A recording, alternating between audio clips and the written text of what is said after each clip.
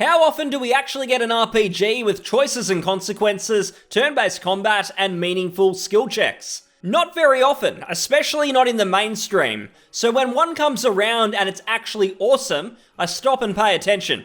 Wasteland 3 has the potential to massively influence the genre, and I want to talk about why. Hi, Estelden here. I don't really need to state the obvious, but I'm gonna do it anyway. Wasteland 3, good game. Everyone's saying it, even the mainstream journos who likely played it for about 7 minutes, then they moved back onto the Avengers, even they've had to admit it's a good game, so this is a really nice sign.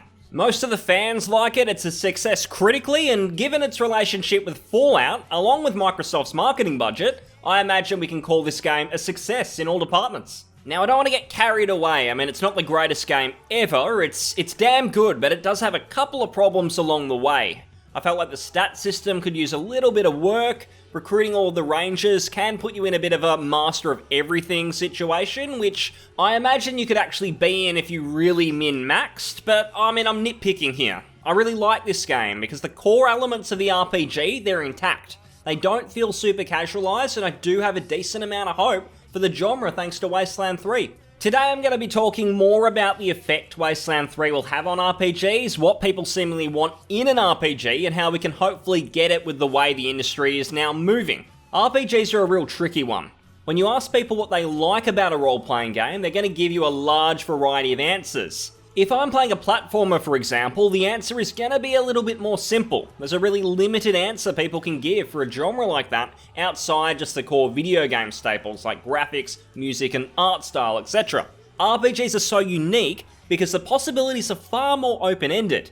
You can specialize in the things that you might really enjoy. You might love more stealth-based activities like sneaking, lockpicking.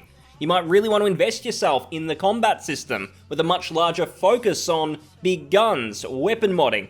Or you might not even be that interested in combat, so you go a lot harder on the dialogue-based skills that allow you to talk your way through situations. All of these things sound great on paper, but they're rarely pulled off in a video game. The reason being, it's damn fucking hard to master just one of these elements, let alone get them all right in a single game. Have it all work and make the game feel like a complete product. It's not easy at all. If we're talking from a pure game design perspective, I'd have to think that RPGs are the hardest genre to develop for. I mean, you get these AAA games now that take a decade to develop, but I don't think it's because of the game design. It's more because of like the cinematics, the graphics, all of that. To even make a small, simple area in an RPG and have it really take advantage of all the skills available. Explosives, weird science, mechanics, there is a lot that has to go into making all that function without feeling like some skills are useless or some are overpowered, there's balancing issues. There is so much going on, and it's going to be a bit like you're doing a seesaw puzzle with like 20 different weights on either side,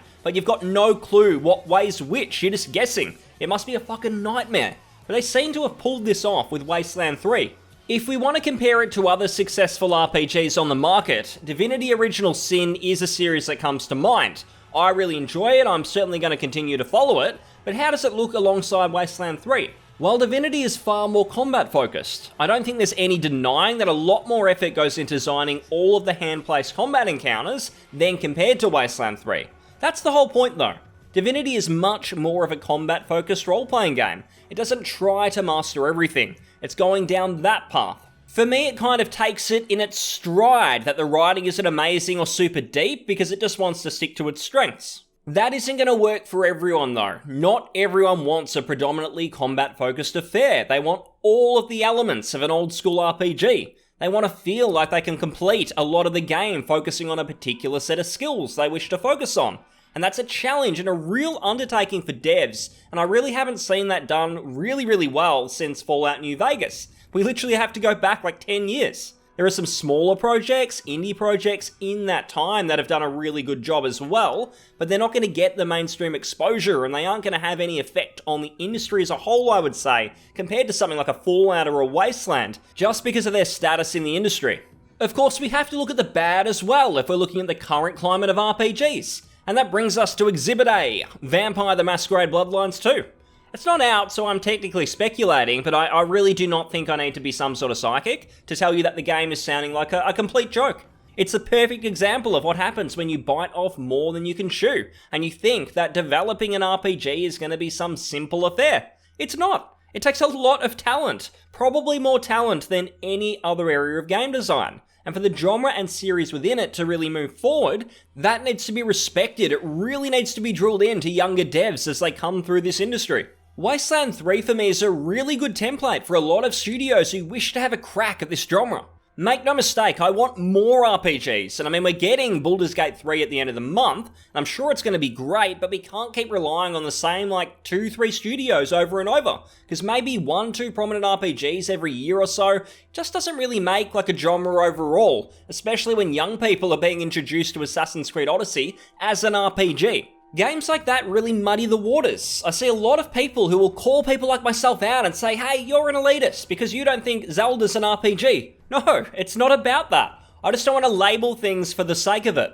I'm trying to put them into categories that make sense, so when people look for similar genres, they find the right games, and the genre grows. If you call everything an RPG, it's simply not going to grow, it's not going to gain fans. Look at Mass Effect, so the first Mass Effect game. It is an RPG, it's got some really nice old school elements in the Citadel especially, there's some decent choices, and BioWare at least made a go of ensuring the third person combat wasn't completely action based. By the time you get to Mass Effect 3 though, it really feels like the RPG elements have been thrown out the window and it's mostly an action game. The problem is, if someone relatively casual to gaming plays Mass Effect 3, that's now going to be his impression of what an RPG is.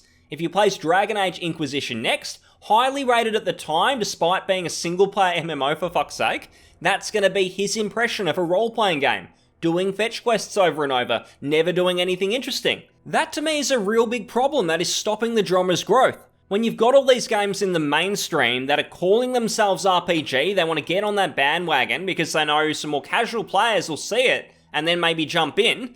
These games, they barely actually scratch the surface of what a Wasteland 3 does. And I do hope that the people who haven't really played a CRPG before, so by that I mean computer role-playing game, games like Divinity, games like Wasteland, they try it out on Game Pass, and they realise what they've been missing out on. Because this is what an RPG should feel like. Assassin's Creed Odyssey is a game that presents itself as an RPG. Ubisoft have jumped on the bandwagon, they want to bring in that RPG audience, and given that, the game deserves to be scrutinised when it gets it wrong. An example of this in the game is there's a quest where a caravan's been raided. Food, supplies, they're missing, and you're sent out to find out who has done this, who has taken all of this stuff. And you track the perpetrators, the people who've committed the crime, you track them to a cave. And it turns out it's basically an innocent family who were going to starve to death if they didn't take all these supplies. Then you're given a choice. And I want to say firstly that no matter what your choice is, I believe that you take the supplies with you and you take them back so you can complete the quest. The choice you're given is you can either slaughter this family just because they supposedly did wrong, or you can let them live. That's the choice. So there's nothing here with really any meaning. It's a very superficial one that is watered down to black and white. Am I going to be a mass murderer and just kill them for the sake of it, or am I not? There's no meaning behind this. I'm not really gaining anything, am I? Because I'm taking the supplies no matter what. This to me is a big failure. And I can tell you that, given this game, it was probably online only at launch, I really can't remember. But I can say that when Ubisoft did the analytics, I'm sure they found that not many people sorted the family. It was just a waste of time. It wasn't a choice where 50% went one way, 50% went another way, and it was a real head scratcher. It was just a pointless decision and a really bad example of choice and consequence. The choices and consequences in Wasteland 3 are the type of ones that should be defining this genre. They should not be about developers wanting to shoehorn their own ideals down your throat, and that's probably going to happen with Bloodlines 2, by the way. They should instead be about presenting a situation in which there are pros and cons to both scenarios. The best choices are the ones that actually make you get out of your chair and pace about for a second thinking about it. Witcher 3 at least had some quests like this, and I actually do believe it's one of the reasons the game was a big success. I think a lot of people who got into Witcher 3 had not experienced real choice and consequence in a video game before because of all these half-assed RPGs like Inquisition where there was so much fluff, so much MMO stuff. When they got to Witcher 3 it just seemed like such a big step up when really, there's a lot of older games like the original Fallouts, Planescape Torment, games like that were already doing a lot of this stuff, but people just hadn't been exposed to them. What's really odd to me though is games that have tried to copy the Witcher 3 formula, so some of the Ubisoft games, they haven't taken the best part, which to me is the choice and consequence. Stats and skills are of course extremely important too, and they're aspects of an RPG that I feel developers tried to hide away for many years. Many publishers seem to be worried that they were too uncool and nerdy, and they worried they'd get in the way of the old dopamine development cycle, I like to call it, where you just run around doing things non-stop in a game. You might collect an item, you'll kill an enemy, there's no thought, you're just chasing things around the map, and there's never a reason to check out the menu. Wasteland 3 isn't like that. You'll be leveling up a ton with all of your different ranges, and at least early on, after most quests and combat encounters, you're gonna be opening your menu and you're gonna be making decisions. It gives a lot more meaning to the activities you're doing in the game because you feel like your party is learning from what you're doing. You kill a ton of enemies and you grow. You've improved. You're not just a psychopathic zombie who just kills 500 enemies and it has no effect on her, like we saw with Ellie in The Last of Us Part 2. There really is a consequence of so many modern RPGs lacking stats, not having proper progression systems. And it takes me back to a game that I still consider to be modern and relevant, given the old re-release meme treatment it continues to get. It's our old favourite from Mr. Todd, Skyrim. The Elder Scrolls has always had a bit of an unorthodox way of doing progression, and I'm fine with games, RPGs in general, trying to do things differently. That is completely fine. You should try and be innovative.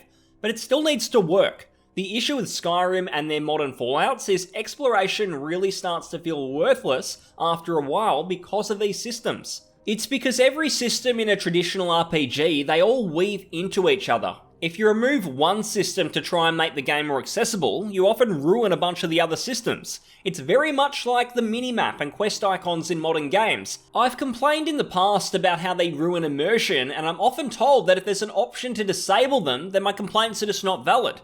Well, that just doesn't work. The reason the pre-quest marker world was so great is because the quest givers would have to tell you where you needed to go, and then the world would have to be designed in such a way that ensured following said directions made sense. If you're designing a game world around the fact that the quest marker is always going to be on and turning it off is optional, then I can tell you what, if you disable it, it is going to break the game. You're now no longer exploring a world, but instead just a theme park with no real direction. Skyrim can feel like that sometimes too. There's just no question in my mind that the watered down RPG systems in the game, they've been implemented to make them very easy to pick up. They don't want to force anyone to have to read any instructions, spend too long in a menu working stuff out because they're afraid they might get bored and put down the game. But there's very much a long-term reward in proper RPGs because the more you invest in knowledge, understanding the game, the more fun you're going to have. It's not really the case in Skyrim. In fact, if you invest a little bit too much in that title, you'll become so OP that the game is a complete waste of time. They're pretty much like polar opposites. Wasteland 3's influence can be felt if future titles are influenced by the right games. Many RPGs, like Mass Effect, they turn into action games because they are much easier to design, and you can still chuck RPG on the blurb. Throw in a couple of choices and you reap the rewards of the sales. We've got Kingdoms of Amalur being re-released soon, and for me it's very similar to Inquisition. It's like just another single-player MMO that I really just hope we can move away from. Cyberpunk is the game on most people's minds and will deeply shape RPGs moving forward.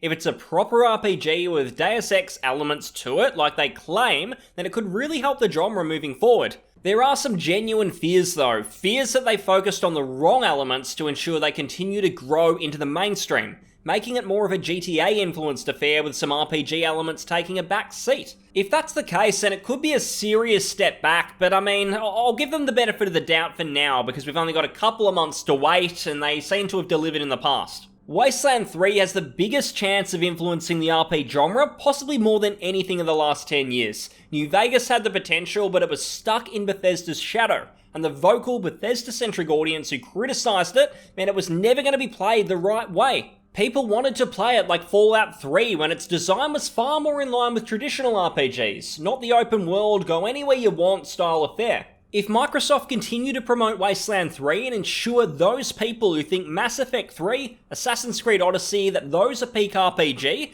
then it can make a difference. This genre has had so much potential and it's been severely hamstrung in the last decade or so by graphical pressures, limited budgets, and publishers simply trying to downplay the quality of the genre, pretending that stats only existed because the technology for action combat didn't exist, when in reality greedy publishers simply want to make every game every possible genre so they can sell it to everyone, instead of fans of a specific niche or a specific genre. It never works, and it always results in too many modern games trying to do everything and ending up being masters of nothing.